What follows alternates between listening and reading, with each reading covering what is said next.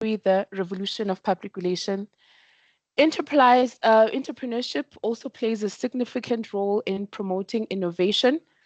When we combine entrepreneurship and public relations, there is a guarantee of sustainable public relation practice. On the other hand, the growing technological advances affecting the communication space calls out for individuals who will pioneer with novel skills. With that being said, ladies and gentlemen, I would like to express my gratitude for allowing me to grace your digital space as your program director today. And we cannot start the program, ladies and gentlemen, without getting hospitality remarks. With that being said, I would like to call upon Umawetu, the chair of the department, Prof. Rofio Mukudwana, to welcome us to this gathering. Prof, may you please take the podium? Thank you so much, Chair and Program Director, Ms. Charlotte Matlangu. Molweni Magwetu. Today, I am excited. Mas Cheroni Batuwote. So, dear students, academics in the Department of Communication Science, and friends of the department, as well as our honorable delegates today and keynote speakers, Mr. Vanning Nape and Dr. Allegro Dingwani. You could be doing other things, but you decided to come to this space and give back to our community, which is truly wonderful and commendable. So today, the pleasure is completely mine to welcome you to this installment of this exciting co-curricular activities hosted by our department. The series, this series is crafted with one goal in mind, and that is to expose our students to the real world of work and the intricacies of diverse communications professions. And as Ms. Charlotte has said, today we open the door on the changing nature of the PR profession. You might have seen how even the PR models have been evolving from the press agentry to public information to asymmetrical communication to symmetrical communication and then back to asymmetrical communication and then back to press agentry, where the strongest message survives and the strongest campaign survives. I truly believe, and I've always said this, that the most impactful learning happens when theory meets practice. No one can fully remember the actual lectures that they have sat in, what was said, how it was said, but they will always remember discussions with other students or remember just engaging in vibrant communicative spaces. So for students, these sessions are your opportunity to explore, to ask, to grow. Our scholars are here in the platform, and I thank you, academics from the Department of Communications and delegates. They are determined to expand and share some developments with you from the industry. And also for you as students to take note of each other and take this opportunity to co-create and network with each other. This is how you know each other. Even later in when you work in the industry, you have someone to call at the GCIS, you have someone else to call at ICASA or wherever you'd be working. So these are the spaces to create those kind of networks. And these are not just talk shops. The department is adamant to go out and knock to make opportunities possible for our students. For example, in addition to the SITA bursary, the Will Project team headed by Prof. Muzanani has just secured a placement bursary for students to be placed at the GCIS head office and regional offices for experiential learning. I'd like to take this opportunity to congratulate them and thank them for the opportunities for our students. Just last week, students went out with Dr. Mutlotsi to a PRISA career networking workshop that was quite a good success, exposing students to fraternity groups,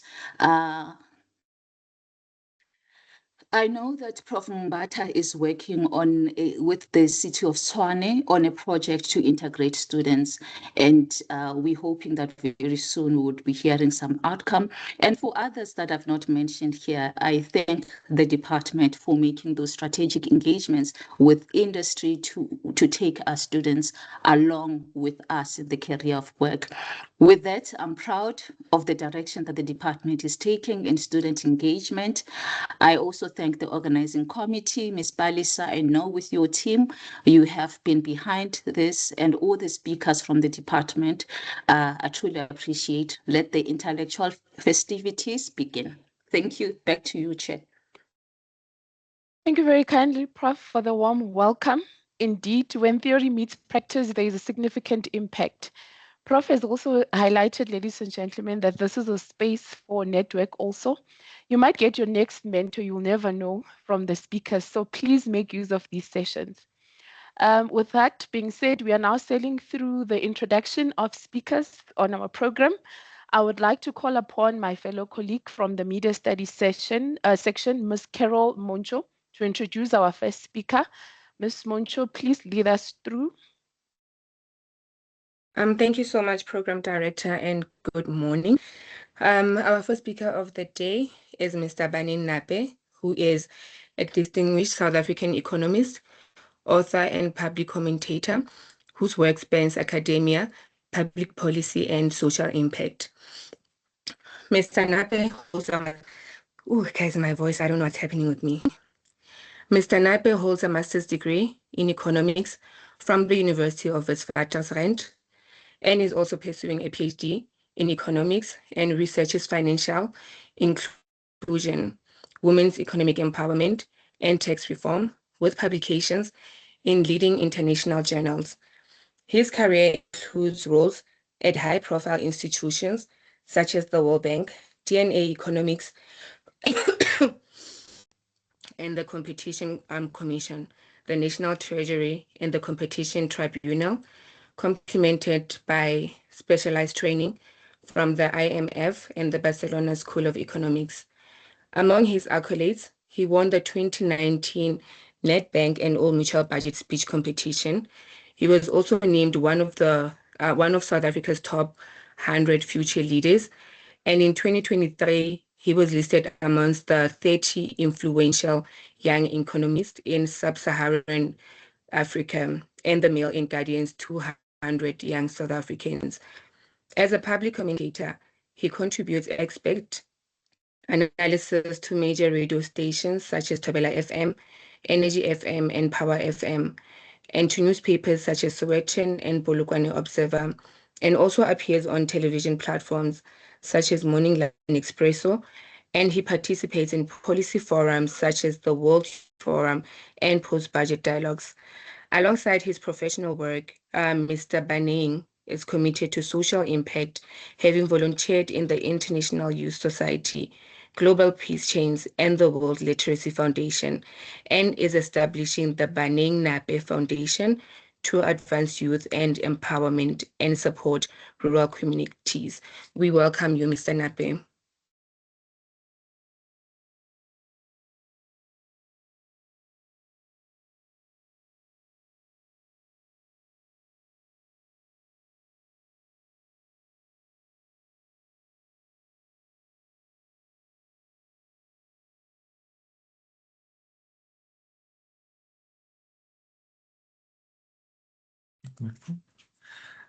Thank you so much for that, and good morning to everyone. As I've been formally introduced, I am Baning Nape, and perhaps I should start, making mention that it's quite an honor to be a part of this session today, and also to have an opportunity to, share some of my business insights, both from an economics and financial perspective. So my presentation is going to be largely broad. I think my esteemed senior is the one who will be able to narrow it down to the public relations space. So some of the things that I will cover, include, how to start a business, how to manage a business, how to finance, a business startup, how to navigate the economy as an entrepreneur, and other business matters. So, most of the time when people think of entrepreneurship, they think about self-employment. They think about making money, I want to become an instant millionaire. But I think the most important question we ought to ask ourselves is, why does entrepreneurship matter, right? And entrepreneurship matters, for a number of reasons. Number one, in South Africa, small businesses are central to job creation. They're also central to economic development. I mean, innovation and inclusive growth. I mean, in countries such as Brazil, small and medium enterprises account for roughly 60% of total formal employment, right? So that's a huge contribution, to the economy. Now, the challenge is that, many businesses fail not because the idea is weak, but because the founder starts without testing the market, planning cash flow, or even understanding funding requirements. Now, what makes us unique? What makes the South African business environment different, right?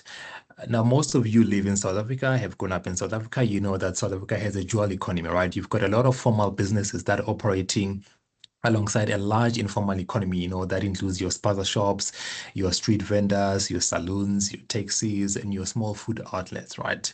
Now, as an entrepreneur, you ought to understand the local realities, such as unemployment, pricing, power outages, slow payments by customers. You also have to think about transport costs if you will be traveling to your business premises. You also have to think about crime and other, things such as, digitalization and how they impact businesses, especially small businesses. Right. And I can give you an example with a township entrepreneur who sells, cooked meals near a taxi rank. They ought to think about food traffic. They have to think about customer affordability, food safety, municipal rules, electricity interruptions, and daily cash flows, right? So the business idea is pretty much simple, but the operating environment would require, some careful planning. So the goal is to start with a problem, not just an idea, right? I mean, as an entrepreneur, there are two keywords that should ring in your mind. First, problems. Second, solutions, right? So as an entrepreneur, you always have to think about problems and how you can create solutions to those problems, right? So the first thing you ought to do is to identify a real problem experienced by either households, businesses, communities, or even the government. You also have to define who, the customer is, what they currently use, and why your solution is better. And I can give an example with bread. So you want to establish a bakery, right? So you ought to define your target market, which in this regard would include households, businesses, and communities and the government. You also have to think about what they're currently using, right? And why your solution would be better. So why should we move from Sasco, to your bread? Why should we move from Sunbake to your bread? You have to think about all of those things, right? The other thing is that you need to test the idea before you spend heavily, right? So you can do this by speaking to potential customers. You can observe what other competitors are doing.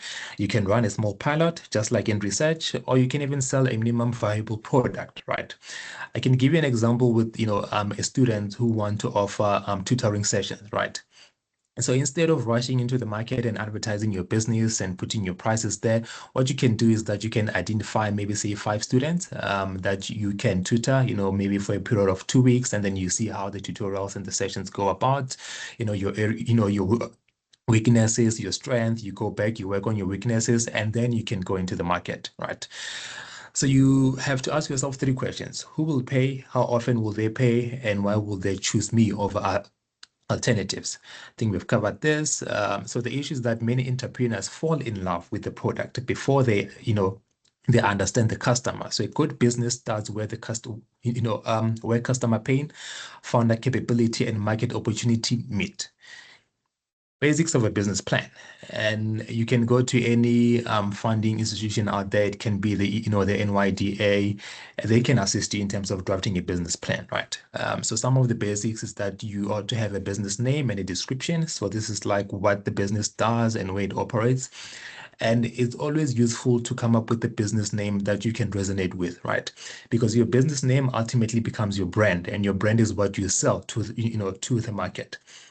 People don't buy a Ford Ranger because it has more features than a Cherry or anything. They buy the brand, right? You could find that there's a Ford Ranger that has less features than a Cherry out there, but then they will still go for the Ford Ranger because of the brand. So people buy the brand. So you need to be able to sell your brand, and your brand would emanate from your business name, right? Hence, I'm saying it's always wise to come up with a name that you can resonate with, right?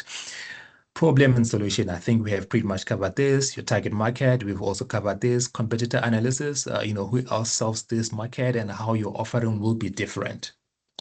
So there are two ways you can go about entrepreneurship. You can either come up with something that is totally new, right, that does not exist in the market, or you can come up with an enhancement to an existing product, right? It depends on your business model and which type of sector you want to venture into and the type of problems that are experienced that would then necessitate your solution, right?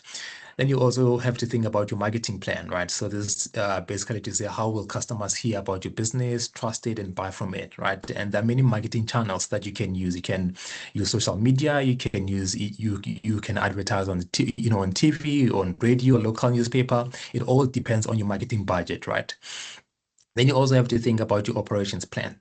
Who your suppliers will be, where will you get your equipment, your staff, your location, delivery method, and things like that.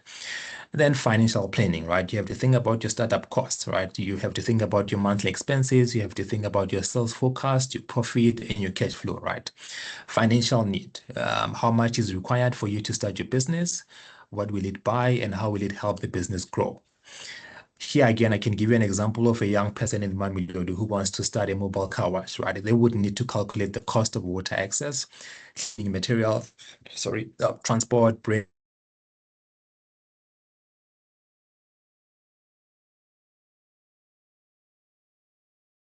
profit. In other words, how they can break even. So I think there was a bit of a disruption there. Not sure if my slide is still showing. No, we lost your slide. Okay. Is it back now? Yes. Oh, great. Yeah. And then formalizing your business, right? So formalizing your business is gonna come with a lot of costs and both financially and in terms of compliance. I think I've written an article recently about the cost of participating in the sovereign economy. When you have a moment, you can go through it. But so the first thing in terms of formalizing your business would be to register it with the Companies and Intellectual Property Commission, right? If necessary, you can even open a separate business account so that you can separate your personal from your business finances. You also need to make sure that you register with SARS and you keep your tax compliance up to date. This is even more crucial for those who want to take the tender route, right? You also have to need to prepare some basic governance documents, right? Like your ownership structure, your shareholder agreement, if you've got multiple shareholders, your supplier terms, invoices, and record keeping procedures. Record keeping is very crucial in business, right? Then you also need to understand certain sector specific licenses, right? You also need to understand municipal permits, health and safety rules, especially if you want to go into food or some of the sectors such as construction and other industry requirements. The thing with formalization is that it helps the business access funding, tender opportunities, supplier contracts, and partnerships, but it also comes at a cost. So only formalize your business when you feel that it is time for you to formalize it. I think when you are still starting, there's no need for you to formalize your business unless if it's a requirement. But then as your business grows, that's when you can decide to then formalize your business. Understanding the funding landscape, right? So you need to think about the funding landscape. Which type of funding will you need for your business, right? You've got bootstrapping. So this is basically you making use of what you have, right? There's a famous quote. I think it's good. It goes by make the best you can with what you have, right? So as an entrepreneur, you can start with your savings. But this is usually suited for those businesses that don't require high startup costs, right? You can also think of grants and incentives, right? So this is suitable for youth, innovation hubs, cooperatives, and priority sectors, right? There you have to think about eligibility, compliance, and reporting. You can also decide to go for a loan through commercial banks or microfinance institute, and then here you need to think about your ability to repay the loan, right? You also have to think about the financial landscape in terms of interest rates, inflation, and and all other things that might affect your ability to repay your loan, right? You can also think about equity investment, but this is more suited for high growth, scalable businesses. And then you also have invoice and contract finance. I think this is more suited for those who take the tender route, your tenderpreneurs, having secured long-term contracts or even a tender, and then you can go about it. And then where to look for funding in South Africa, right? There are a lot of institutions out there that you can approach for funding. You just need to understand their funding model, their requirements, what they need, eligibility, your business size and, model and everything. So one of the institutions that you can approach is SITFA. They offer comprehensive mix of financial and non-financial support, including asset finance, term loans, bridging loans, revolving credit, blended finance, which is a combination of multiple financial products. You can think about wholesale lending, and then they also offer some programs tailored for youth, women, and township enterprises. You can think about the National Youth Development Agency. They offer grants, mentorship, and support for youth entrepreneurs. Just that I could be wrong, but some of their funding programs, they require you to go through their training, right? I think they have training for about 6 weeks for startups. So you need to go through that training, and then after that, once you have completed that training, and then they can offer you the grant and mentorship and all the support you need. We can think about the Industrial Development Corporation, but this is more suited for bigger businesses. So they offer large-scale industrial and sector-focused finance, especially for manufacturing and productive sectors. You can also think about the National Employment Fund. They offer funding for Black-owned and transformation-oriented businesses. You can also think about the Department of Trade and Competition. They have a number of incentives which are sector-specific, including manufacturing, agro-processing, localization, and industrial development, right? So this would be more suited for those who want to export and import. And then you also have commercial banks and fintech lenders, right? So here we are talking about loans, overdraft, asset finance, invoice finance, where the business has trading history and cash flow. So here there's a lot of compliance. They might also require some collateral. And you also need to have some good business record keeping in place for you to be able to apply for loans and overdrafts and and things along those lines. And then the other thing is that you need to match the funding with the source of the business. So you need to match the funding source to the business stage, right? So if you're still at the idea stage, you might think of using your own savings, small customer deposits, or even family support, right? When you're at the startup stage, then you can think of approaching your, NIDA, SETFA, and other microfinance institutions. When you're at the trading stage, your business has grown, you've got a track record, then you can think about bank finance, invoice finance, and other working capital finance, right?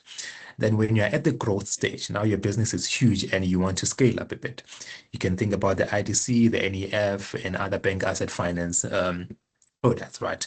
And I've also given sort of like an example for each funding source, right? So if you are a student, want to offer tutoring services, then you can think of using your own savings.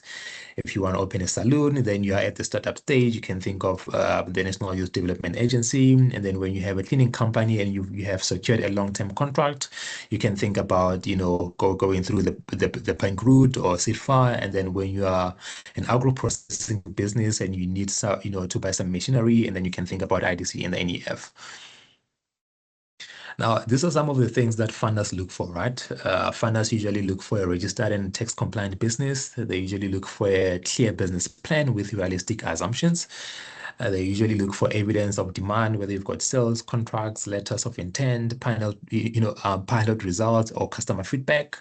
And then they also look for financial projections that show revenue, cost, cash flow, and repayment ability. Here, you might need to hire an accountant to do that for you if you don't have a strong financial background, or you could take some short courses, short financial courses, right? And then they also look at whether you have a capable founder or team, with relevant skills and commitment. And they also look for basic risk management, like your supplier liability, insurance, compliance, and contingency plans. The best funding applications tell one coherent story. There is a real market opportunity, the entrepreneur can execute, the numbers make sense, and the funding will unlock measurable growth. Now, how do you sustain a business? I mean, in the South African economy, and we all know that the South African economy is quite tough at the moment, right? So manage cash flow daily, right? Profit on paper does not pay salaries. Cash in the bank keeps the business alive. You need to control costs, track rent, transport, electricity, data, wages, and supply prices carefully.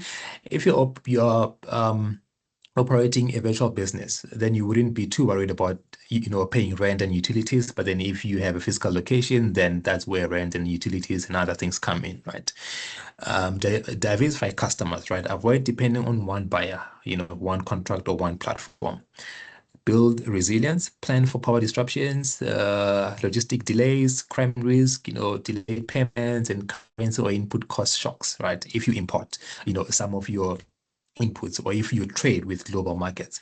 Use technology, try to use technology, your digital payments, cloud accounting, online marketing, and inventory tools, they can help you improve efficiency. Stay compliant. Make sure that you are tax compliant, keep up with labor, municipal, and sector rules. They should form part of your business strategy, not as an afterthought. In a low growth economy, survival is strategy, right? Businesses that understand their numbers, protect cash flows, and adapt quickly are more likely to outlast shocks. Now here I've just compiled a number of some indicators that might be useful to, for entrepreneurs. First one is the GDP, the gross domestic product. And then here, I mean, so the GDP shows the growth of the economy, right? So if the economy is growing, businesses may find more opportunities to sell and expand. But if the economy is declining, is not doing so well, then you may think of, careful spending and planning. I mean, in most times when the economy is not doing so well, companies even retrench employees, which is not good. Consumer spending, right? Consumer spending, you can look at the average spend, among society. So if you have a target market, your target market is people based in a township in Limpopo, maybe say where I come from in Libahomu. So you would look at their demographics, like, right, you would look at how much they spend, what they spend on, what they frequent, and things like that. And then you would get an idea of how much they spend on average. So if you open a clothing shop and then you would look at how much they spend on average on clothing per month, and then you can work around your figures based on that, right? So this helps businesses decide how much stock to keep, how many workers to hire, and how much to spend on advertising. The unemployment rate, we all know what the unemployment rate is. So usually when the unemployment rate is high, that usually means that people are not working. When people are not working, they don't have money to spend. And when people don't have money to spend, that can have an impact on your business, right? So you might be considerate of that also. Interest rates, especially if you are planning to go the bank route, if you want to, get a bank loan, then you have to think about interest rate. Depending on which type of rate you face, whether it's the repo, prime, the bank lending rate, you need to be considerate of the financial landscape, right? How much interest rates are. So even if you are not planning to take the borrowing route, interest rates can still they can still affect you because when interest rate go up, the cost of borrowing increases, right? And you also have households that somehow use credit to finance their spending, right? So people use credit cards, they use personal loans and other things. So if interest rates go up and then people feel like the cost of borrowing is too high, they may not go for credit cards and personal loans, and then that might also affect your business because you would have a few people buying from your business, right? So you might need to be considerate of that. The business confidence index. So this is just an index showing whether business owners are, they're optimistic or pessimistic about the business environment, right?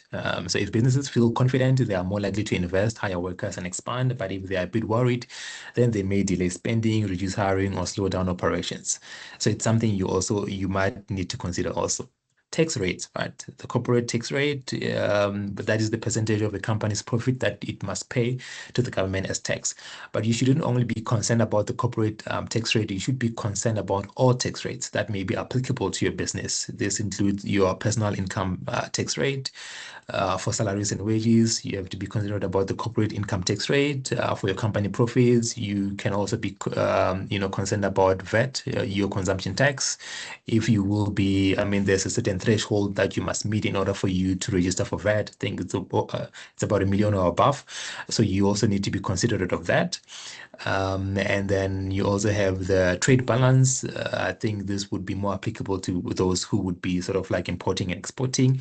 And you also need to be considerate of public policy and regulations, right? So this includes your tax, labor laws, trade rules, and business regulations. Changes in these rules can affect business costs, prices, hiring decisions, and how companies operate. So you might need to be considerate of that. Now, the goal should not be simply to start a business. It should be to build an institution that creates value consistently. Start small, test quickly, formalize early, seek the right funding, protect your cash flow, and keep learning from the market. And that's right about it. Thank you so much. Thank you very much, Mr. Nape, for the insightful presentation. As you highlighted, entrepreneurship contributes significantly to the economy, and students should take to note that it is not all about making money, but however, contributing to the economy. So overall, entrepreneurship is a calling to meet societal needs through service delivery whilst contributing to the growth of the economy. Thank you also, Mr. Nape, for providing funding platforms. I hope students have taken note of that. We are moving right along with our program, ladies and gentlemen. I hope you are with us. We are still providing you with good and interactive session. We are now moving on to our second speaker. Please note that the speaker will be doing a verbal presentation without slides. And to introduce our second speaker, I would like to call my fellow colleague, Ms. Mulale Ramaife. Ms. Mulale Ramaifo. Ms. Mulale, please lead us through.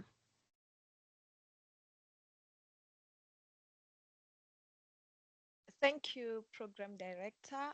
Good morning, ladies and gentlemen. My role today is to introduce our second speaker. Volume, please.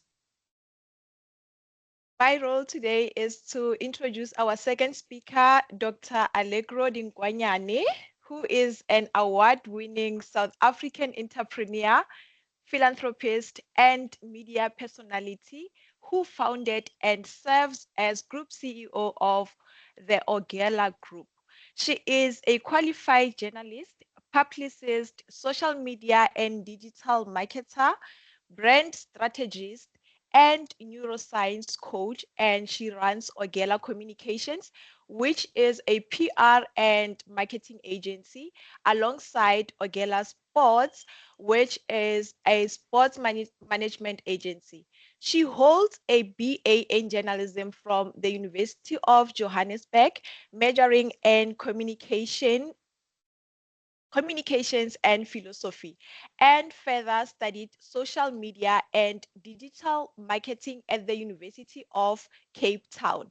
Before becoming fully self-employed, she gained experience across media platforms, including UJFM, 5FM, Talk Radio 702, BBC Africa, Trace Eben, and Trace Sports as a journalist, PR manager, and social media strategist. She is an alumna of the Honoris Online Academy, obtaining the Honoris 21st Century Soft Skills Certificate, and holds the Neuro Mentor Brilliance Certificate from the Neuro Coach and Mentor Institute.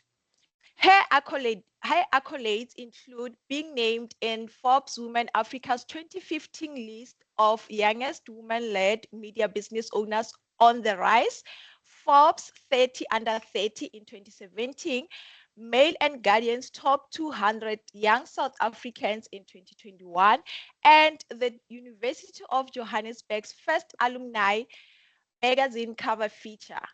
In 2024, she received the Women of Stature CEO of the Year award, and in 2025, Ogela Group won the Top 20 Outstanding Business Award at the Canadian Global Awards and was nominated at the Nedbank Oliver Top Empowerment Awards.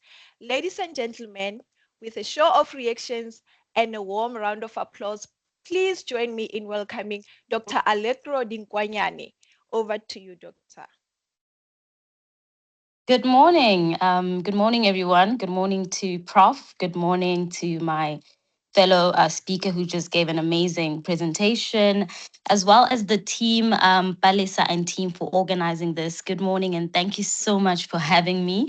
You know, it's funny when I always have to hear someone read my resume out loud. I'm as shocked as you guys are by the reactions I was looking at. But good morning. I have about 25 minutes. And the reason that I chose not to have a formal presentation, and I think I decided well because Mr. Bunning did a very good job. I wouldn't have, outdid his presentation. I wanted to really speak from a point of experience as someone who has been in your shoes currently. And I think sometimes the formal presentations kind of take away from the human experience, especially for students that are now looking to, once you leave university, what's next in the world for me? What am I doing? You're trying to make your next decision and so on. So a brief I'm just gonna share my personal experience of how I actually started Ogela Group, why how I got to where I am, and my why, basically what also Mr. Banning just spoke about, which is very important when you're starting a business. You always need to have a why. It cannot just be I want to be in business because I want to make money. And you are offering no solutions. You can't identify a problem that you feel like this is where I can fit in. So briefly, I launched my first business when I was still in school. So I was studying in my third year of journalism, and we were our third module in that year was digital journalism. And our lecturer asked us to create, as an assignment, a website or a blog. And I came top of my class. I created Ogela Entertainment, which is a lifestyle and entertainment website, currently still active even today. And when I came top of my class, she actually called me to the side and she said, you know what, I really think this is a great idea. Blogging is something new, relatively new in Africa. There were a couple of bloggers in the US, the UK. But, we were in that kind of transitional phase in the digital space. I don't even think Instagram had launched at that time, because this was in 2010, 2011. And when she called me aside, I was like, okay, I'm going to take it seriously. I will do my research. There were a couple of bloggers that I followed who, would write about fashion, pop culture, music, events, celebrity news, that kind of thing. And I took that route and I started writing about celebrity news in South Africa. So my why when I started that blog was I don't really see a lot of news about South African celebrities, positive news that is. It was a lot about like it's the tabloid, the Daily Sun running with a story that is fabricated, that they didn't even fact check, they didn't even interview the person that they write about to get a comment or anything. They just run with the story hoping to sell papers. And I wanted to create something that was going to be credible, yet entertaining, impactful, something with purpose. And that quickly picked up because I launched the blog in October, in my final year. And in January 2012, I'm giving away my age, but in in October 2011, I launched Ogela Entertainment, the blog. In January, towards the end of January 2012, I got my first big contract, which was Avon South Africa, the cosmetics company. And I was kind of shocked. You still learning about the business of blogging. How do I turn these numbers into a real audience, and how do I sell advertising? Because I have this great blog that everybody is reading. I had 1.1 million viewers per month at the time. And I'm like, okay, I have so many clicks on my website. How do I translate this into advertising, into numbers, and go and sell to corporates and say, listen, I've got eyes on my blog. I've got your target market. I can sell your ads on my website. Which is when I then went to study social media and marketing at UCT, just to better understand the digital space and how I can take advantage of it. Because at the time, if a brand came to me, honestly speaking, and they're like, how much would you charge for us to place our ad on your front, the homepage of your website for a month? I would literally just charge what I needed. If I needed 9,000 Rand for my rent, I needed to pay my car, I needed insurance, I needed whatever it was, I kind of just based it off, okay, this is how much I need, and I'd say 10,000 Rand. Meanwhile, with my viewers, I could have charged triple that, you know, and I didn't understand. So it's very important. I think the takeaway for you here is that whatever you go into, whatever journey, like from here, when you decide, okay, I'm going to start my own business, do your research and make sure that you don't get taken for a ride. Because honestly, I undervalued myself and my business at the time because I didn't understand, which is very important for you to always upskill. Because also some of the things that you have learned this year in your final year and so on are not going to be as relevant in the next 10 years, which is why it's always important to update yourself with the current trends and so on. So fast forward, once I launched Orgel Entertainment, it was going well. I was the only person running it. So basically I was wearing multiple hats, which you will do as a solopreneur, as they say these days. When you're starting alone, I was my own accountant. I was the person doing the work. I was the writer, the editor. I was a social media manager, because once I post on the blog, I need to make sure I reach people on social media. I was posting a lot on Facebook, a lot on Twitter, which is now X, but we didn't have Instagram. I think Instagram kind of boomed in South Africa around 2013, late 2013, 2014. So then I was focused on those two platforms.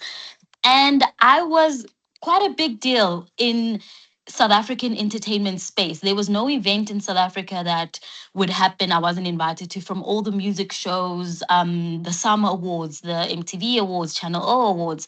I was on the red carpet. I was getting exclusive interviews. I had the kind of content that I always wanted to put on my website that wasn't fabricated, that wasn't a lie that I thumbsucked, a gossip tabloid that I ran with. I sat down with celebrities, I interviewed them, I went to the events, I reviewed the products. So you could say like I was one of the OG influencers back then, when they didn't even call it content creating, you know. And then when Orgella Entertainment, I think 2 years later, Orgella Entertainment was kind of, I was comfortable with where it was. It was solid. I had laid a very good foundation for it. That's when I launched my PR and marketing agency, Orgella Communications. And I love that we did so many modules while I was studying journalism that incorporated, like, I majored in communications. They gave us so many opportunities where you could think outside of the box, that I'm not just graduating as a journalist. I can go in different spaces in the media industry, in communications, and so on. So actually, it was a friend of mine when I was working at Trace TV, Trace South Africa. And I would write press releases because I'm a journalist. I know how to write, I know how to edit. And I would write press releases for my friends in the industry. They were singers and they were just trying to like get their work out there. And one time a friend of mine said, no, you're really good at this and you should consider going the PR route, because a lot of us artists are now kind of just writing our own press releases. We really don't have any direction in terms of personal branding and, you know, how to package ourselves well. And that's when I really, again, did my research, took it seriously. And I launched Orgella Communications, which is a PR and marketing agency. And our focus was on celebrity and lifestyle PR. We have since, you know, grown, especially we were forced, I think, put in a corner with the COVID-19 pandemic, where we had to also offer services to corporates, because a lot of our celebrity clients, obviously, because there was no work for them, there were no events, they couldn't go out, our contracts ran dry, literally, they couldn't pay us. So we had to knock on different doors, and that also just opened the opportunity to work with corporates and businesses in the mining sector and so on. So I used the profit that I was making from Orgella Entertainment, and I then funded Orgella Communications. They were kind of intertwined, you know, so some of the resources that I had for Orgella Entertainment were resources I would use for Orgella Communications. So I didn't have to start from rock bottom. But in total, I don't want to, you know, I still have a lot to say. I don't want to stick around too long on my experience and how I built Orgella Group. I have 9 businesses under Orgella Group that range from agriculture to property to a woman empowerment platform and a coaching, which is where my neuroscience coaching experience caters to, and so many others that you can have a look on orgellagroup.com. All the info is there, every entity is there, and what it is that we do and what we offer. But of late, the last entity that we launched was Orgella Sports. And with that, it is a PR and marketing agency specifically targeted for sports stars. Again, whatever that you launch in business, I think Banning like touched on this very, very neatly. So like you have to identify a problem. I am naturally a sports enthusiast. I always have been. I participated in sports when I was in school and so on. And one of the problems that I always noticed in South African sporting culture is that a lot of our especially the Black athletes, have no brand personality. Their social media is kind of just ran by themselves with no idea what they're doing. A lot of them have the potential to bag great endorsements, million rand endorsements, but all of that seems to be going to their white counterparts, be it maybe the rugby players or be it the Olympic medalists and so on, where you rarely see a South African footballer performing well in the PSL, in the national colors and so on, really getting, endorsements and branding and just while they're still at their peak and playing in top clubs, really branding themselves well. So the solution there we try to offer is like, okay, let's come in here and start working with clients that we see potential. They've got the talent. People love them. They on their way to their peak or they're at their peak. And how can we sell them to corporate so that they can start making money even outside of the sport? So that quickly was a success because we launched it in July last year. So the company is a little over a year now, and we have already worked with a number of elite athletes. I'm talking about Oswin Apollos from Orlando Pirates. We worked with Sipo Chain, also from Orlando Pirates. Wandisile Similani, who's a rugby player. He plays for the DHL Stormers. We work with Inacio Miguel, who's a defender for Kaiser Chiefs. A lot of them. We've also got female athletes that we work with. And so the need was always there, the gap was always there, but no one was really offering it. And once I also saw that Rock Nation, which is owned by Jay-Z in America, was now launching in Africa, I knew that there's definitely a gap there, especially for sports agencies owned by Black people, because there's very few of them. A lot of them, when I did my research, they're owned by white people and they are for white people. It's for the cricketers, it's for the swimmers, it's for the rugby players, which is, sports that are predominantly like dominated by, other races, Indian and so on, and white people. So I took a risk. I thought, okay, I have the skills already. I have a team that we can work on branding, but just extend it to a different audience, a different target market. And that's how I think within a year of launching that business has been so successful, because there was a gap, there was something missing there. So always identify what is missing and what can I bring to the table, something that's new, something that is not there, so that even when as an employer, I'm looking through your resume, I'm looking through your proposal, I'm like, actually, they researched my company, they saw a gap, you took time to research and see where you can fit in a company, not just I'm looking for a job or I just want to start a business to make money because of the unemployment rates in South Africa, but you say there is a gap in this market. This community is not being catered to. How can I bring a solution?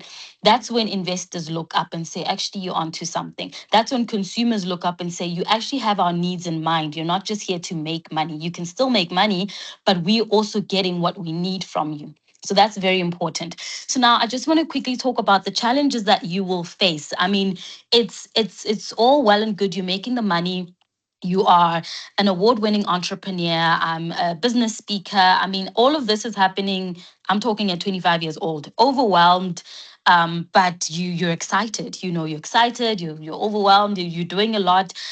Around 25 or so, I had already 8 employees in Ogela Entertainment and Ogela Communications. Rarely spent time in the office. I was out searching for clients while very confident that my team in the office is busy working. I remember our first office was in Melville. We quickly moved from there to Rosebank. From Rosebank, we moved currently where we are now in Waterfall Midrand. And the business was growing, but it does not grow without challenges. And I don't want to be the person who glorifies entrepreneurship, because that's what a lot of you see on social media, where entrepreneurship is like, oh, you've got financial freedom, you've got, the liberty to do whatever you want with your time and so on. But really, a lot of people don't share about the challenges that you face, the sleepless nights, the years that you work as, the person who does everything in your company. Those are the years that shape you to be the successful entrepreneur that you are going to be. The years that test your patience, that test if this is actually the thing that you really want to do, or it was just a phase that you were going through. The stage where you making enough to just pay your rent. You look at your bank account and you're like, am I going to survive in the next year? Can I even afford to hire someone? Can I even afford to pay people here? Or am I going to wear multiple hats and be my everything, my accountant, my writer, my cleaner, my whatever, just to, keep it afloat? So some of the challenges that you will face are lack of funding.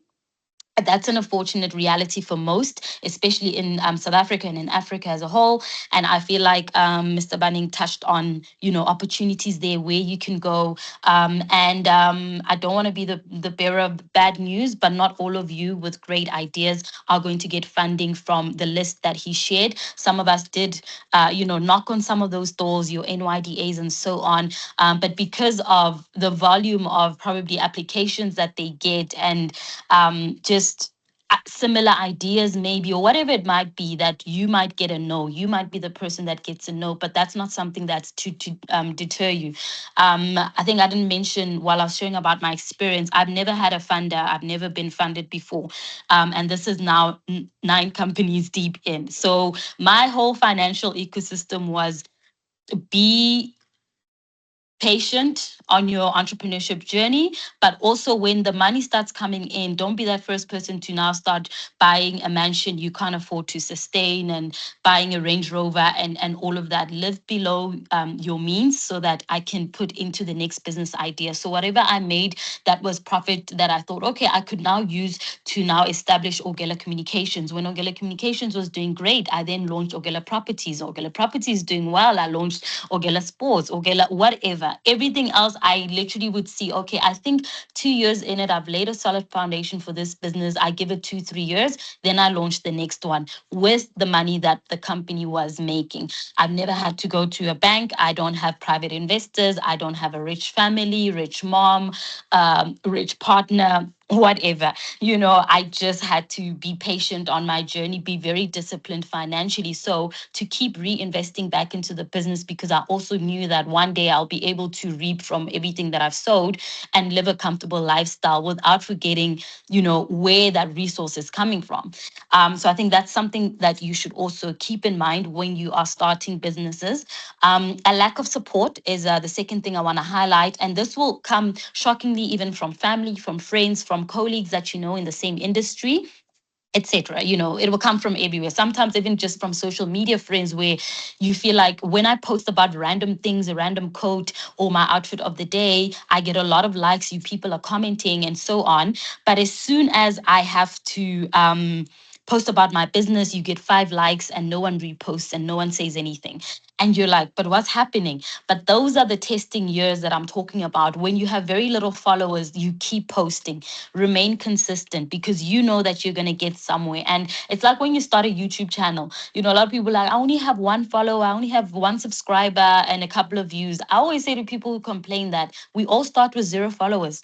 We all start with 0 subscribers, 0 customers, but it's your consistency and your belief in what you're offering and what it is that you're doing, knowing that it's not just here to make me money. I'm not doing this just for myself. It's not self-serving, but I'm also doing this to change other people's lives. So if you're starting a podcast, is the messaging and the purpose of that podcast at the end of the day to change someone's perspective, to change someone's life? Not just for you to go on air and have conversations all day, so try and as sometimes as discouraging as it might be, try and always remember your why when you are in that phase where you have a lack of support, you're not selling enough, you don't have the clients that you think.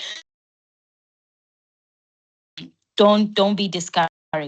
But then also, there will be a lack of resources. Like I said, you will have to make do with what you have, especially in the beginning of your business journey, until you can afford to get, more resources, the right team, and so on. Another thing, the fourth challenge that I faced was burnout from not having a team. As much as you need people to help you, the unfortunate thing is when you do not have the funding and you can't hire help from the beginning, you are your everything and you will burn out.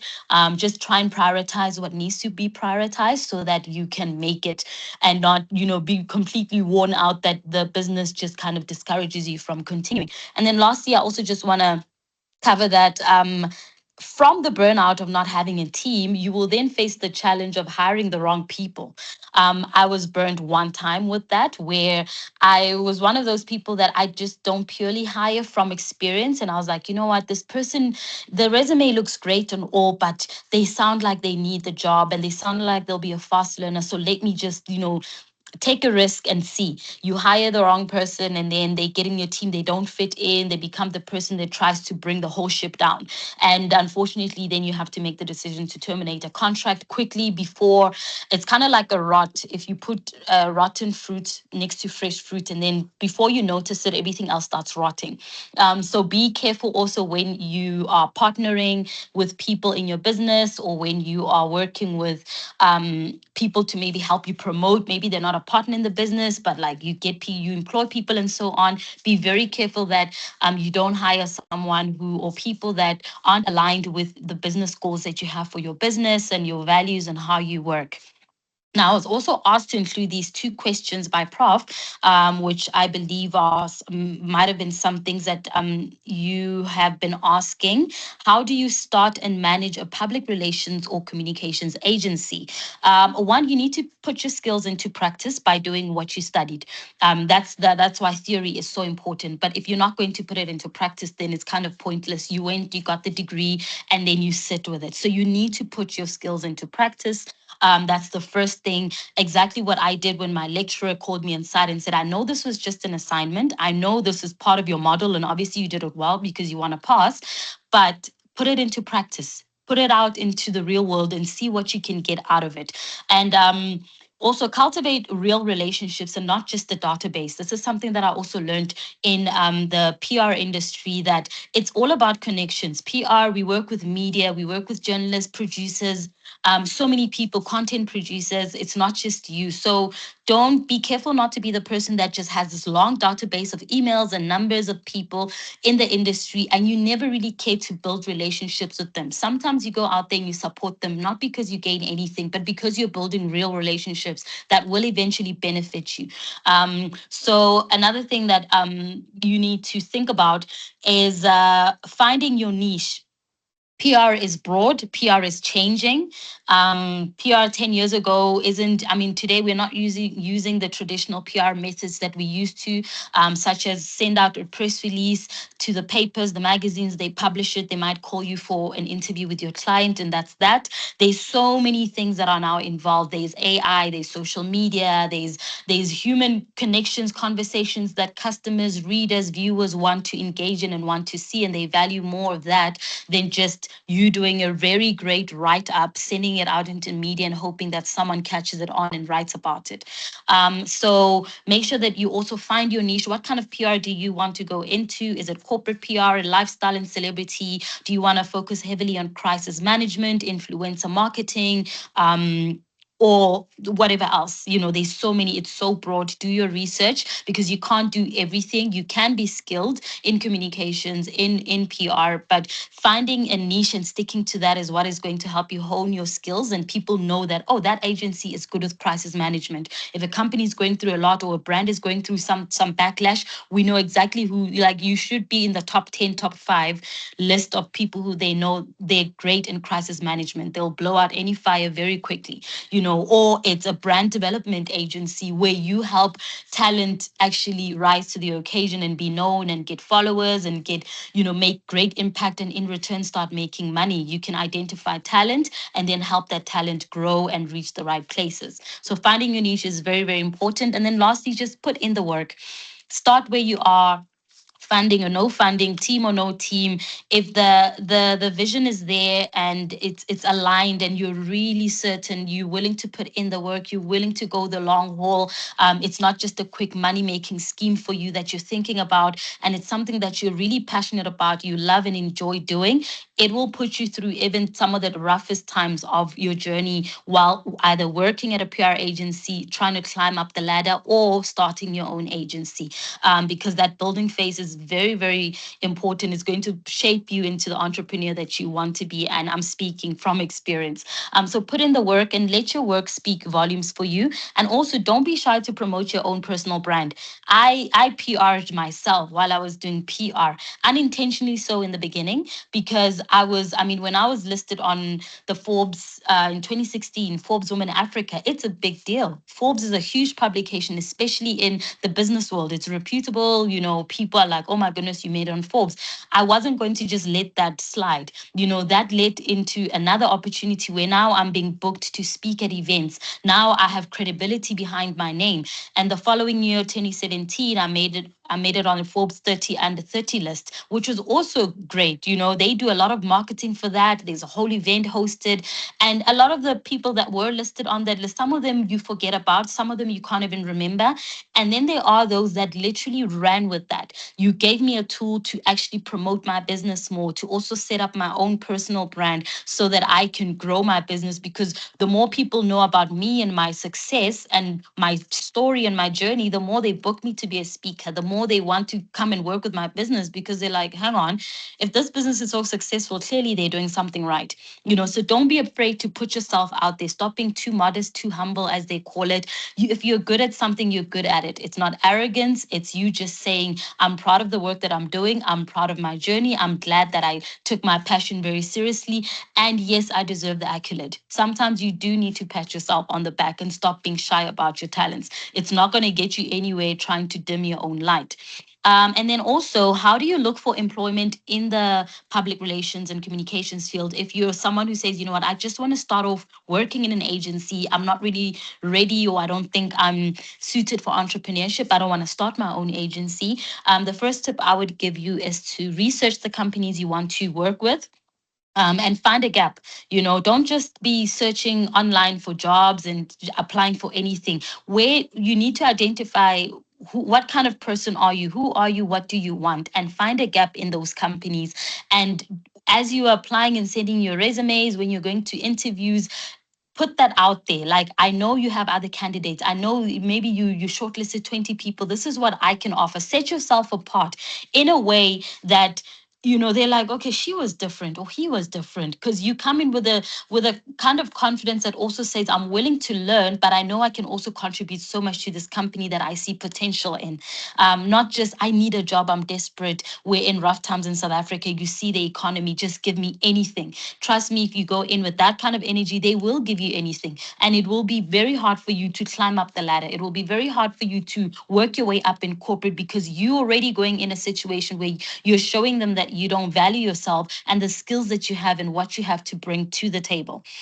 Secondly, apply in departments you know that you will thrive and excel in.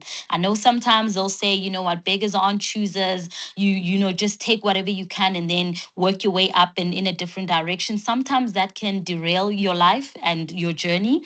I've had to say no to clients where the money was good, but the purpose, the project, the work that they were doing, it was not an audience I was willing to speak to. I was not comfortable with the messaging the client wanted to do. And sometimes, one of my senior communications managers, Netemba, at the office would be like, yo, but like our clients right now, we just, the other contract just ended. How about just take it? And then, we'd go back and forth. And I'm like, it's Netemba, it's fine. Something else will come up. So that's where your values also come in. As much as we all want to, not just survive and thrive and so on, but never sell yourself short, never sell your talents short, never sell your beliefs and what it is that you don't go working for companies you have no business involving yourself in. your opportunity will come. And keep believing, keep praying about it, and applying in departments and companies you want to make a difference in, and you see yourself being part of that organization, in that community. And then also make sure that your CV is compatible with ATS. I'm not sure if you guys are being advised on that. It's like applicant tracking systems. I hear a lot of people online complaining about how they don't even make it to the shortlisting phase, because what a lot of companies now are doing is they're combining the ATS with AI, and it just kind of like narrows down the number of candidates that they see worth shortlisting. So before you even submit, make sure that you screen it via these AI tools that are available. There are some free ones as well online. And make sure that you're not just submitting, because otherwise you're just part of the number. You're just adding to a number. They collect your details, you add it to a database. Your CVs get kicked out from the shortlisting even before it makes it to the right person in HR. So make sure that you're not just kind of doing the daily chore of I'm submitting 10 to 10 companies a day or so on. Meanwhile, you don't even know that it doesn't even reach the right person. So do your due diligence around that, and kind of keep up also with the trends in terms of HR, hiring, and all of that, and make sure you position yourself. I mean, even the templates of CV templates have changed. So make sure that you're not using an outdated one. Just make yourself more visible. And lastly, I would advise you to be open-minded. And sometimes you will have to, maybe you make it into the right company, the company that you envisioned yourself working in, but you're not at the department that you wanted to be in, or not working closely to the people that you thought you'd be in. Perhaps you wanted marketing and now they put you in research. Work your way up. Be grateful that you are in a company where you can grow. There's always learning to be done. I mean, when I was at UJ, I hit the ground running in first year. I was at UJFM, I auditioned, I went to do radio, because I knew those were kind of mediums that I was going to encounter throughout my journalism studies, which was radio, online, and so on. I wrote for the UJ Observer, which was the university's newspaper. I then went to the SABC and I was interning at the SABC. I worked for the BBC Africa a bit. I'd Trace Urban. So there's always learning to be done. There's always upskilling to be done. Never sell yourself short, and never be confident with just one qualification and be like, well, I'm going to be okay with this for the next 10 years. You're not even going to be okay with it for the next 5 years. The way things are moving so fast in our world, it's always good to upskill. There's a lot of free courses online with different universities in and around South Africa. There's always time to squeeze in a certificate here and there. While you're studying, sometimes you can even ask your employers to pay for, the next degree that you want to do, because it's going to be beneficial to them if you're staying in the company. But just do all you can to stay up with the, updated with the trends, with the latest developments in the industry, so that you don't get left behind with the bunch of people that are deemed unhireable, or they're working with traditional ways. We don't use that anyway, those ways anymore. Then you're going to be left behind. But if you're always learning, always upskilling, putting yourself out there, there'll always be something for you to do. And that brings me to the end of my verbal presentation. I hope I wasn't speaking too fast. Oh, yes, there's a user there that says also social media networks like LinkedIn, social media, and so on. Definitely make use of all of those platforms. Thank you so much for having me once again. I hope this presentation was very insightful for you. And yeah, I hope you enjoy the networking. It was a very insightful presentation, Dr. Dikwanyane. Thank you so much. May we please give, yes, I see a round of applause there. Thank you so much. It was wonderful to learn that the Ogele idea came into conception through practical learning. This shows, this indicates to our students that they need to be serious about their schoolwork. They need to hold it at the high esteem. They do not need to wait to be in the industry to come up with ideas or execute excellence. They need to be visible. Dr. Dikwanyana also highlighted the importance of upskilling to be relevant and resilient and patient is key in entrepreneurship because it assists entrepreneurs to be financially disciplined. Liskaja profit kudu, odia business and then when you goja profit. This is what Dr. Dikwanyani said. Take that profit and invest it and grow your business. With that being said, we are moving on to question and answers. And to take us through, we are going to call upon Ms. Pumla Mhlanga from Communication Science to take us through the question and answer. Ms. Mhlanga, please take us through. Good morning. Thank you, Chair. Thank you. Good morning, colleagues. My name is Pumla Mhlanga. Thank you very much to our speakers for the informative and insightful presentations, for highlighting the importance of entrepreneurship, importance of that if you're starting a business, you're not only starting it to make money, but to also to make changes, to change people's lives, as well as the challenges that you've also highlighted in terms of what you can come across in the industry, in terms of the lack of funding, the support and hiring, and that you need to have you need to be resilient in order for your business to succeed. So I'm certain that today's presentation has given our students some practical insights into the opportunities that are available, as well as the realities and the challenges that they may encounter in the industry. So we will now go into the Q&A session. So this is an opportunity for all of us to ask questions and engage with our speakers, seek some advice and clarity. I saw a first question that was for Mr. Nabe at the beginning, but I'm certain that while you were doing your presentation in the chats, you did address the question. So there was a question from Don Tulufelo Kekana, who wanted to know, how do we get access to these Okay, I think someone's mic is on. So it's like what is the gap? Mr. Chauke? Please switch off your mic. Mr. Chauke?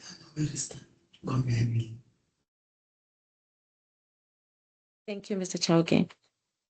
So yes, the first question, it came through while Mr.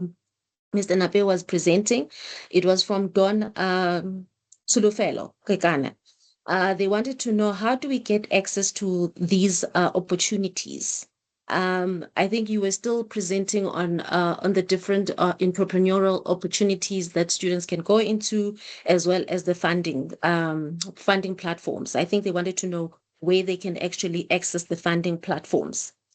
I think I'll allow Mr. Nape to address that one.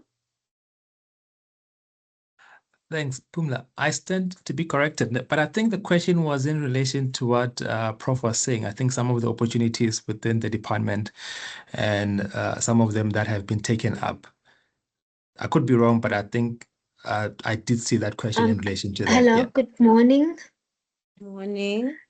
Good morning. This is Dawn. I am the one that posed that question, and Mr. Nape is correct. I was asking in relation to what the prof was saying, because I heard her talking about students that got the opportunity to go here and there with certain professors, and I was like, I would have liked to go, but I didn't know about that. So I wanted to know, how do we get access to those opportunities? How do we know that things like that are happening so that we can enter or participate? Thank you. All right, thank you, Dawn. I don't know if Prof. Mkudana is still on the platform, if she can be able to answer that. Yes, Pumla, thank you for that. There is COMSA, that is a student body in the department that really do quite a lot of things. So as opportunities arise, they are the first to know. They publicize these things on their Facebook and other areas, and also create a lot of spaces for students' engagement as well. So that's one. But the opportunities that I spoke to, I think Dr. Mutlotsi can speak to the PRISA idea, and also Mr. Mpaha on behalf of Prof. Mutsanani, I think here, because they're a team, can speak on the GCIS and the will, because their work is part of will. Right, over to you, colleagues. Thank you, Prof, for that.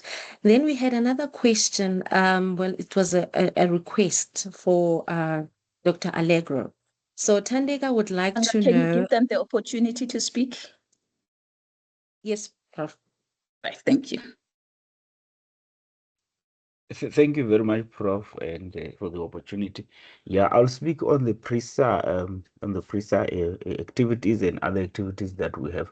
So we usually work with COMSA students as well as other colleagues in the department to do that. So whenever there's an opportunity, and I think the PRISA one was well advertised, including even in our writing workshop. So there are activities that we organize, especially on campus. So if students come, we do have opportunities to tell them, but we usually operate this through COMSA because they know the students.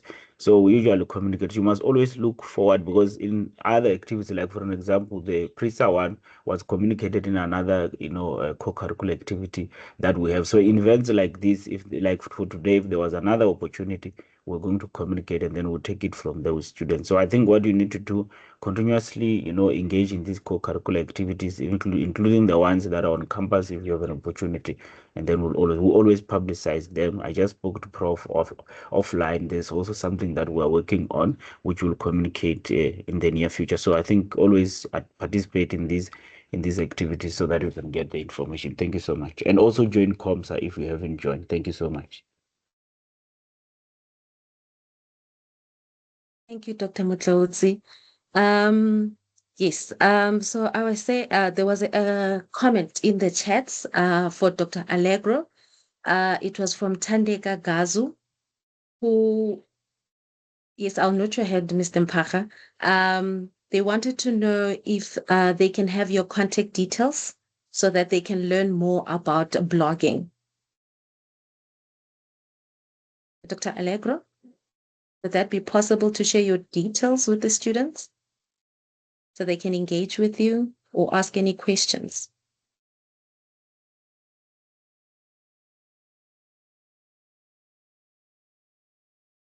Dr. Dikwanyane?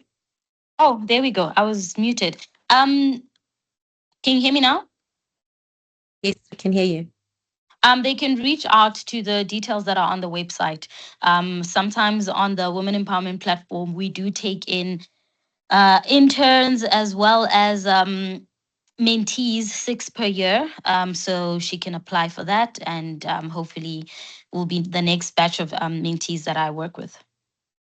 Yeah, thank you very much, Dr. Allegro. I see 2 hands.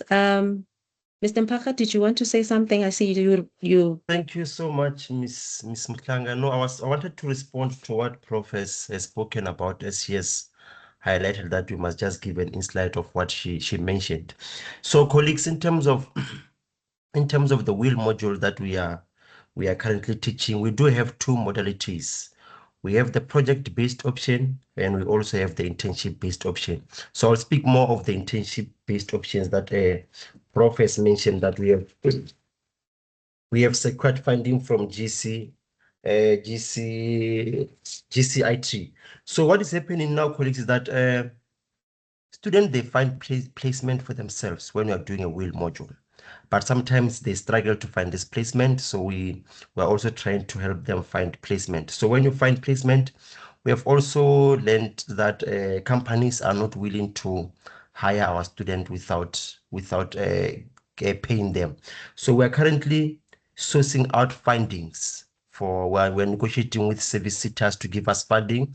Once we have fundings, then we are able to we're able to find our student who has also find placement. So if you're doing a wheel module, you need to find yourself a placement. So what is happening at this particular moment in time is that we are using ICT to help us in terms of selecting students. We don't select students on our own, but we do have a criteria that ICT is currently using. They are funding students who don't have funding, who's not funded by NSFAS. So they do have the criteria from their side. They will select students. When they select student, they send them an email for the fundings. Thank you so much, colleagues. Thank you, Mr. Mpacha, for highlighting that for us. I'll take the 2 hands and then I'll take the question in the chats Aviwe, you can come through. Hi everyone, I hope everyone is doing well. My name is Avim Makou, and one thing I wanted to say is that I wanted to appreciate this opportunity for us to learn from experts and for us to communicate like this.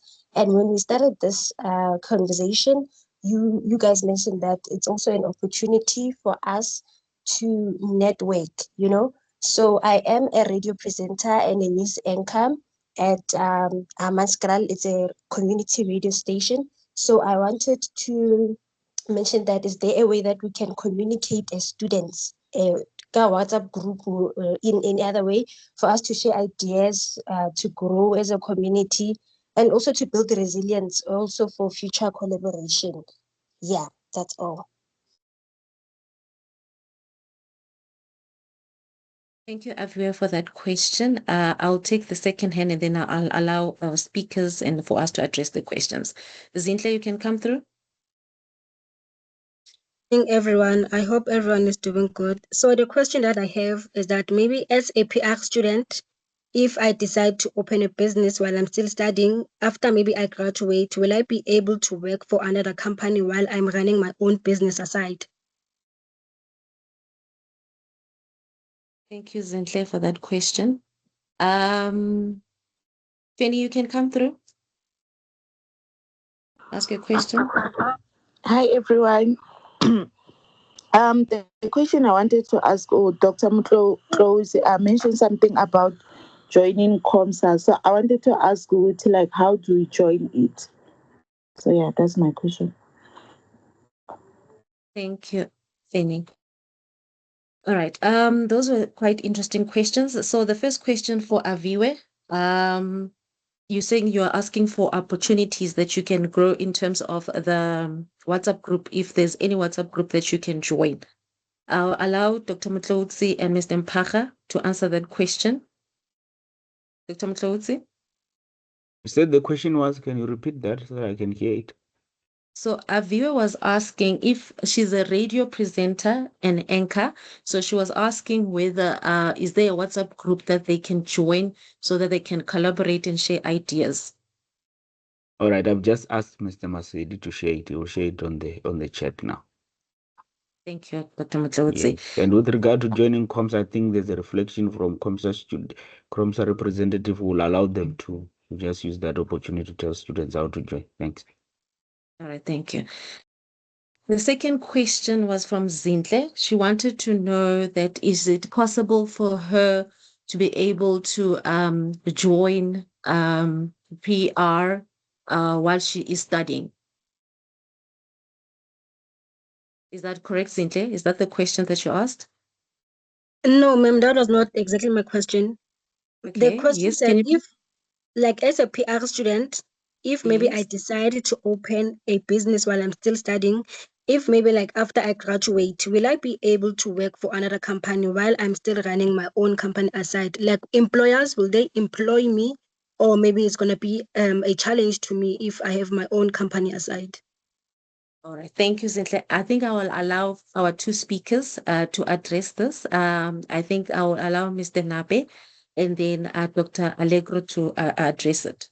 Mr. Nape? Thanks. Yeah, so I think my esteemed senior will be able to touch on this, but from how I'm looking at it, there might be some conflict of interest, right? And also the other issues that your current employer would be concerned that you might be taking some of their business ideas and utilizing them in your own business. So as I'm saying, there might be some conflict of interest, but I think Dr. Allegro would be best suited to to respond to it from a PR perspective. Yes, that's true.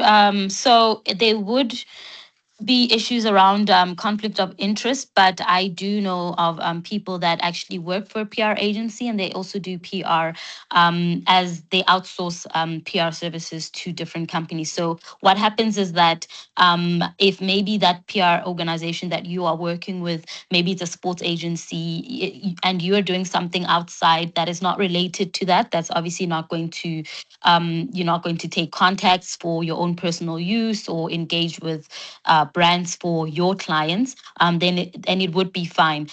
Also, the kind of setup that you have, you might have a hybrid situation where you are employed for a certain business, certain company for maybe you go in 3 times a week and so on. It's very flexible and they allow you then to work from home or have your own separate hours outside of coming to the office, as long as you meet, the minimum requirement of doing your work and making sure you're on top of things. And also there's no clash and competitive nature around that. You can get away with it, but a lot of the times it may raise concern, but it is doable. Thank you, Dr. Allegro. So there was a question in the chat for Mr. Nape. It says that as a PR student, what is the one skill outside of communications that you think will help us create jobs instead of just looking for jobs? Yeah, all right. So, Precious, are you asking in terms of other business opportunities outside communications or other skills outside your PR skill that you might need to establish your communications business? Just if you're on the platform, you can raise your hand or unmute yourself so that you can elaborate further on your question.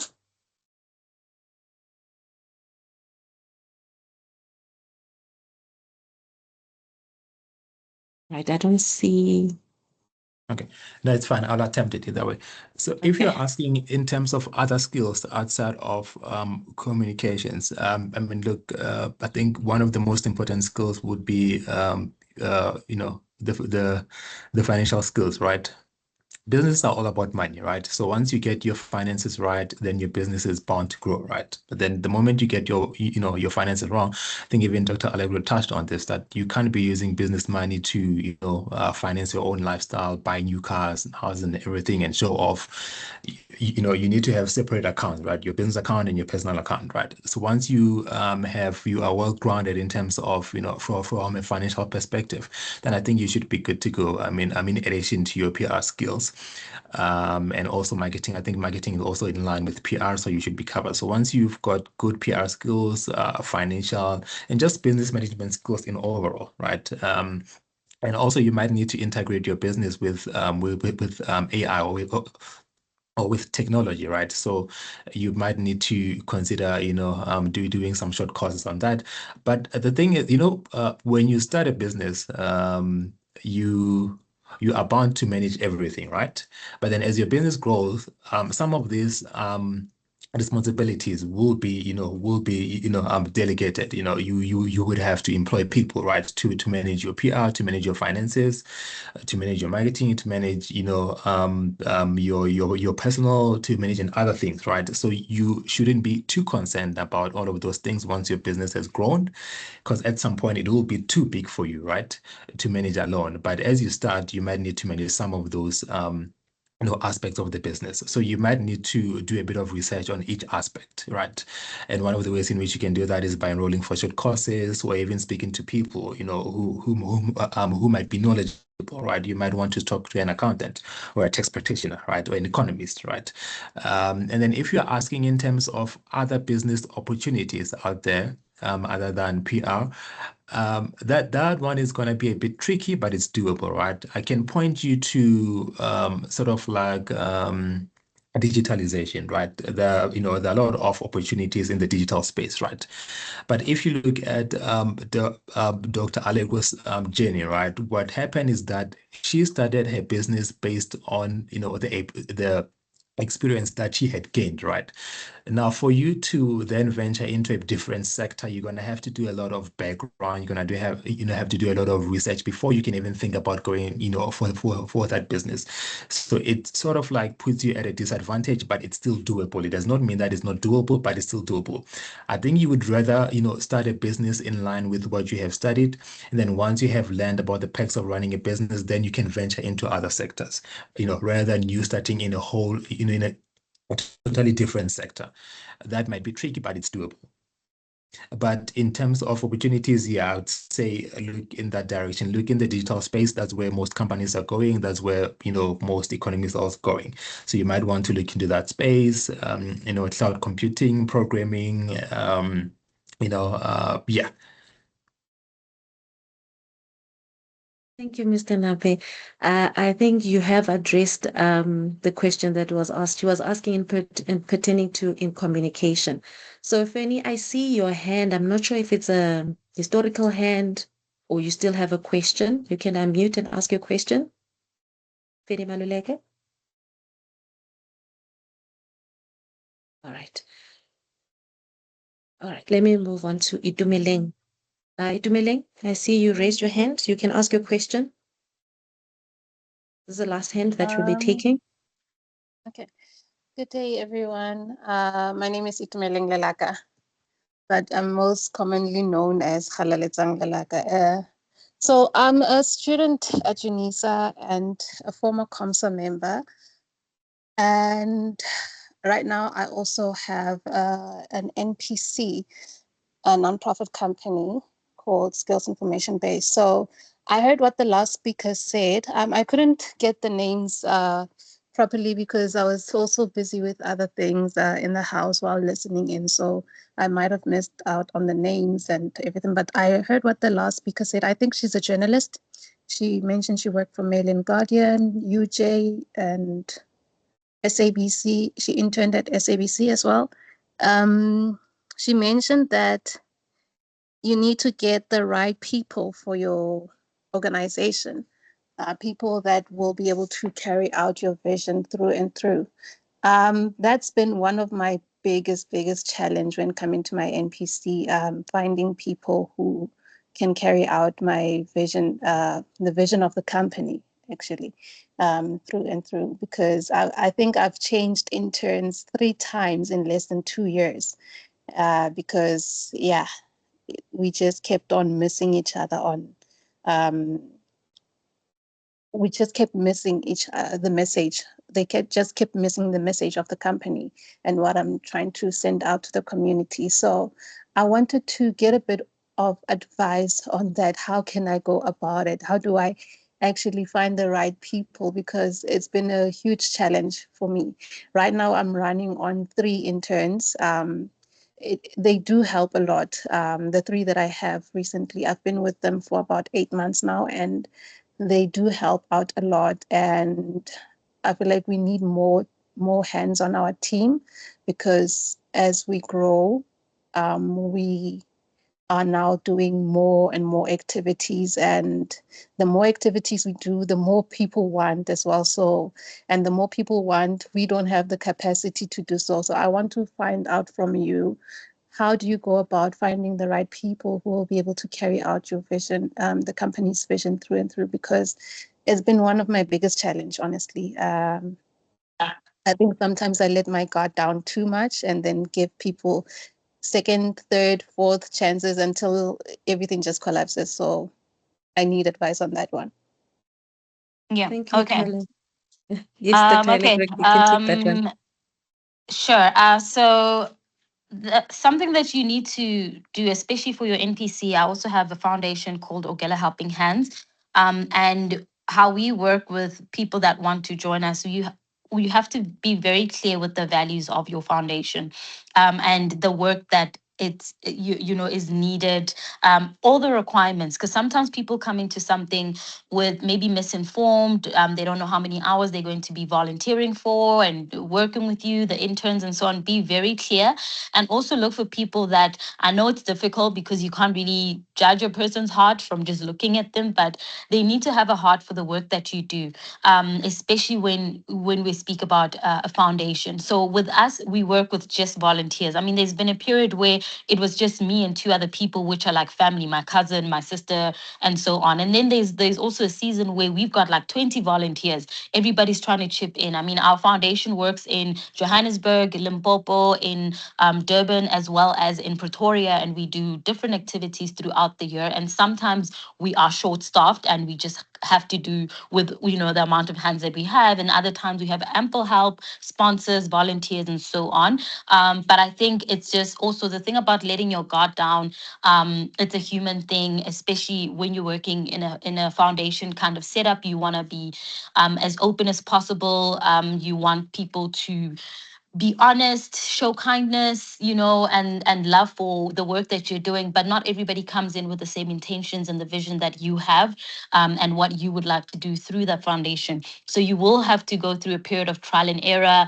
And those that leave will leave. Those that stick around might bring even more people on board. So what I do also is encourage the volunteers that are actively working with us to recruit others. They know they've got friends, they've got family, so they might come to one of our charity runs alone. The next time in a month or two we run something else, they bring 2 or 3 friends and they spread the word at their offices where they're working and so on, even bringing family members. And that's how you build a community of volunteers that actually want to commit to the work that you're doing with your foundation. But you will go through, you can't like escape that. You can't, it's not a hurdle you're going to jump over. You will go through it, where you change people and people will show their true character after some time. I mean, I've had situations where people just wanted to join Ogela Helping Hands just so that they can meet me, because they think I'm some kind of celebrity, which I get it if you admire the work that I do and whatever. But then to a point where my sister actually points out, like, you know what, they were here for just pictures. And that time you are serious, just doing the work. You're helping people. We're in the streets. We're doing feeding schemes. We're doing talks at schools. They just want to take content. And it can be annoying. It can be discouraging. Like, we actually here to work. I mean, there'll be a time for networking. But if your sole purpose was here because you just want to be around me and my team, and then go and show on social media that you're working with Ogela Group, it just doesn't sit right with me. But we've gone through those phases. We've gone through phases where people want to be recognized and put in positions where the foundation has no positions. Everybody's contributing, and when someone doesn't have something financial to contribute that month, or any clothing or anything to bring but their hands, they still valued. Where you have people that are like, I'm bringing this many clothes, I'm bringing this, why is she not promoting me, why is she not really seeing my effort, or and eventually they kind of just fizzle out, because they came there for the wrong reasons. They want some kind of, I don't know, recognition and applause every time we're doing charity work. So you will have to go through that. That's my experience and what I've seen. And you just have to be comfortable with also working with, sometimes it's just you. Sometimes it's just you and your family and your friends. And sometimes you will have a bigger support. Thank you, Dr. Allegro. Thank you, colleagues. Thank you very much to our speakers for sharing your knowledge and addressing all the questions, and the students for asking all your questions and for participating in the discussion. That brings us to the last question. I will hand over to our program director to take us through to the next point in our program. Thank you. Thank you, Ms. Mhlanga, for that interactive question and answer session. And thank you for everyone for your significant engagement. And we do appreciate you. And thank you for staying with us thus far. We are now moving into the next item on the program, which is student reflection. I would like to invite our 2 COMSA representatives, Ms. Zintle Jara and Ms. Precious Setuki, to give us their reflections about the session. Ladies, you may take the podium. Hello, once again, everyone. I'm Zintle Tracha, and I'm currently doing Diploma in Public Relations Management at UNISA. Well, I really enjoyed this session, and I honestly believe that it helped me a lot, because people be saying we learn in our everyday lives, and today I learned something new.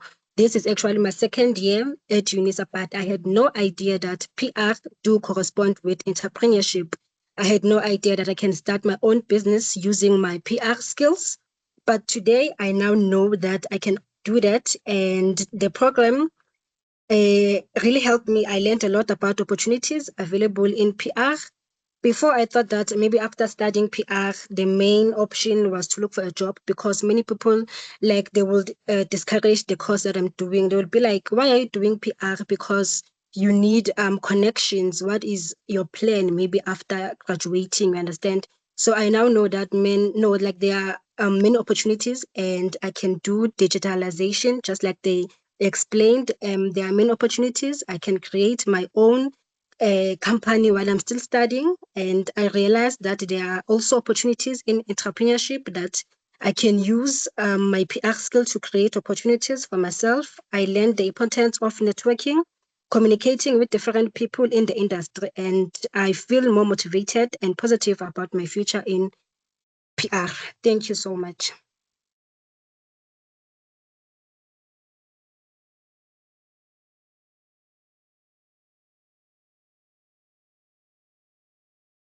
Over to you, Precious.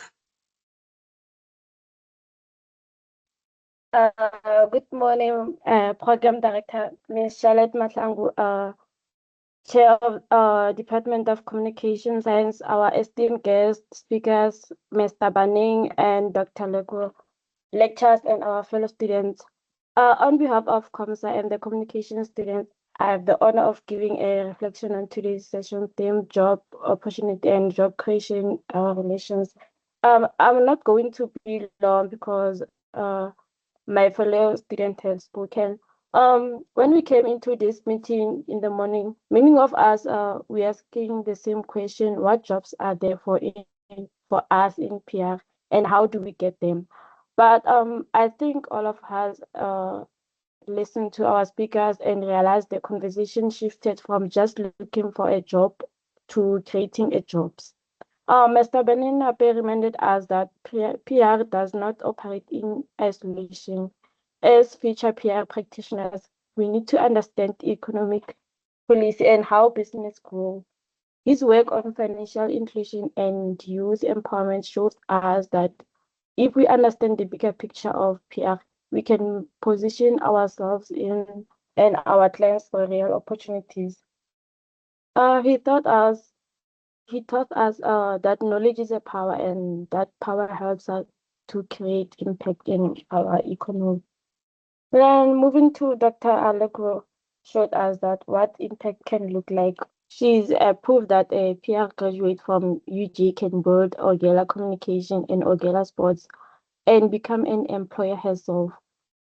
She reminded us that we have the skills in storytelling, branding, digital marketing, and strategy. As Dr. Mr. Bane said, digital space is what you can go for, is one of the things that you can go for. Um, she said something that will stay with me or other students maybe. Don't wait to be employed. Equip yourself to employ. As a student, we are living with three lessons. Firstly, we must be knowledgeable beyond PR, read, research, and understand business. Secondly, be bold and entrepreneurial. The jobs of the future may be the ones we create ourselves. The last one, we must use the network and platform we have now, like COMSA. I saw one of the messages from our fellow students who want to know more about the PR or have networking. I think one of the lecture or our representative will give you a link to to collaborate and support each other. In closing, on behalf of the students, I would like to thank the Department of Communication Science, Mr. Matlangu, Prof. Mukugana, and our speaker for investing in us. We don't take this opportunity lightly. So as my fellow students, let us go from here, not just a job seekers, but as job creators. Thank you. Thank you very much, Ms. Jara and Ms. Saduki, for the wonderful reflection. And I hope what you have taken away, you'll be able to implement it. And to all our students, we wish you all the best as you go and implement what you have taken away. Colleagues, I would like to express my sincere gratitude for allowing me to be your program director for this session. And I hope I have delivered the mandate very well. As we are ending the session, I would like to call upon Dr. Mutlouzi to officially close the session through a vote of thanks. Dr. Mutlouzi, you may take the podium. All right, thank you so much, Program Director Ms. Mahlangu. Thank you so much, and indeed you have delivered a very good program. Let me take this opportunity to thank Prof. Mkudwana, who is the chair of the department. We want to appreciate you and thank you, Prof, for your commitment in the co-curricular activity as we engage and moving towards a co-creational approach to curriculum. Let me also thank our colleagues, our two guests, Mr. Mabe and Dr. Alego, for your wonderful presentation and offering insights, and indeed for responding to the queries that the students have. And we appreciate your effort. We know that you would have been busy, but you chose to engage with our students and ourselves. And I think even us as academics, we've learned one or two things. I also want to take this opportunity to also officially invite you to be part of our advisory board in our department, which is a part of colleagues that are professionals in the field, will help us to also ensure that the content that we deliver to our students is fit for purpose. Let me also thank the students who have taken this time to join our sessions, your engagement. It really shows that you are so curious about your future beyond having these qualifications. And to thank our colleagues who have been part of the program today for your participation. And I know it's been busy and it's very busy, but thank you so much. But also to the organizing team from Zanani, Mr. Mpara, Ms. Mashiu, and the other team members that I might have left out. It is not out of ignorance, I might not know, but to thank you so much. And to our students, like I said last week to all of you, that we are now reimagining a future where a UNISA student will have the same opportunities as other students from other universities.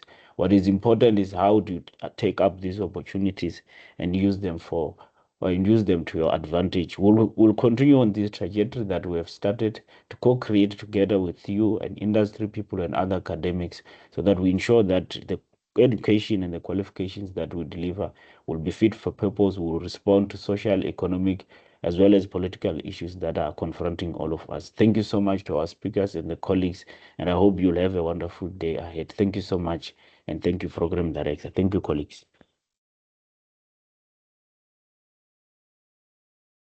Thank you so much, Dr. Mutlouti, for the warm closing. We appreciate it. To everyone in the room, we hope you have a good day ahead. Please be on the lookout for our next events and do join us. And please follow us on Facebook, LinkedIn, and YouTube.